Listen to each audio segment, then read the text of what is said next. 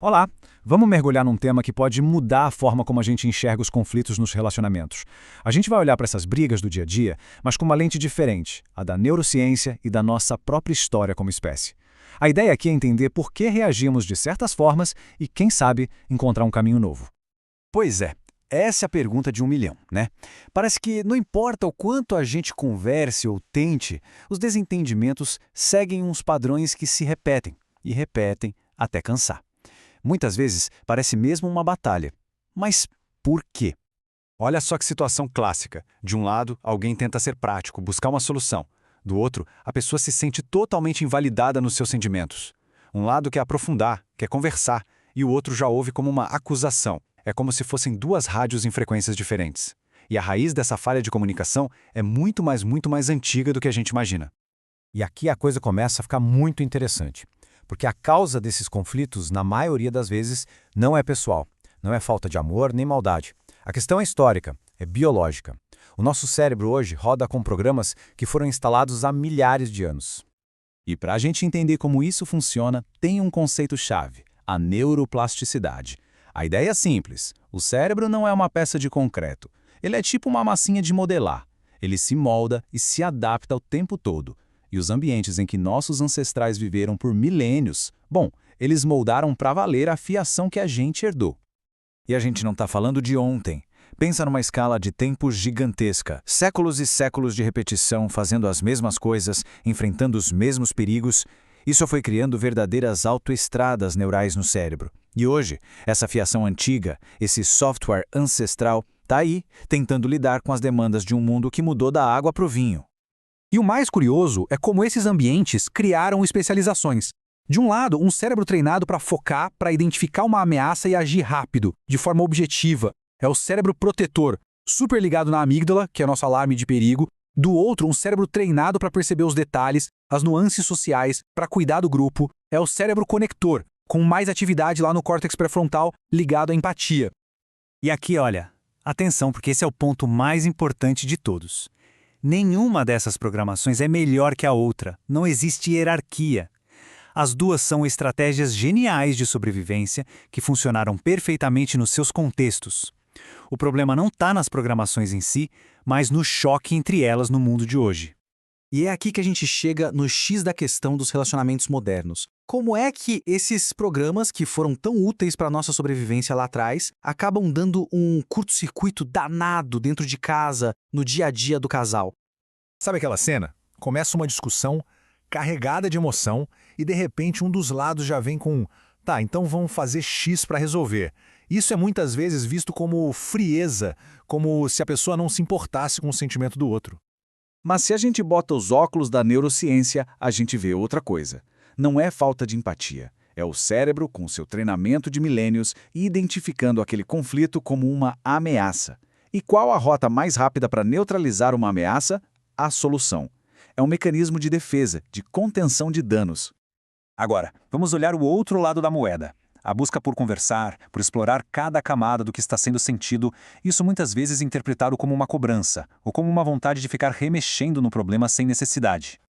E, de novo, a neurociência mostra que não é bem isso. Não é uma cobrança, é o sistema límbico, aquele especialista em nuances, que está apitando e dizendo: alerta! A conexão está em risco, precisamos regular este campo emocional para a gente se sentir seguro de novo. É uma busca por restaurar a segurança da relação. Então, peraí. Se essas reações não são ataques pessoais, mas sim programações biológicas, então talvez o problema não seja o que a outra pessoa faz, mas sim o jeito que a gente interpreta o que ela faz. E se a gente pudesse simplesmente trocar a lente pela qual a gente enxerga tudo isso? A lente da dor prende a gente nesse jogo de vítima e agressor, de certo e errado. Isso só gera culpa, ressentimento.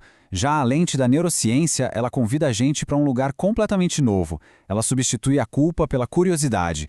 Em vez de perguntar por que fizeram isso comigo, a pergunta vira: ué, que programa será que ativou na outra pessoa agora? E aqui está uma verdade que dói um pouco, mas é libertadora. Essas fiações cerebrais diferentes não evoluíram para brigar uma com a outra. Elas evoluíram para se complementar, para criar um sistema mais forte, mais completo.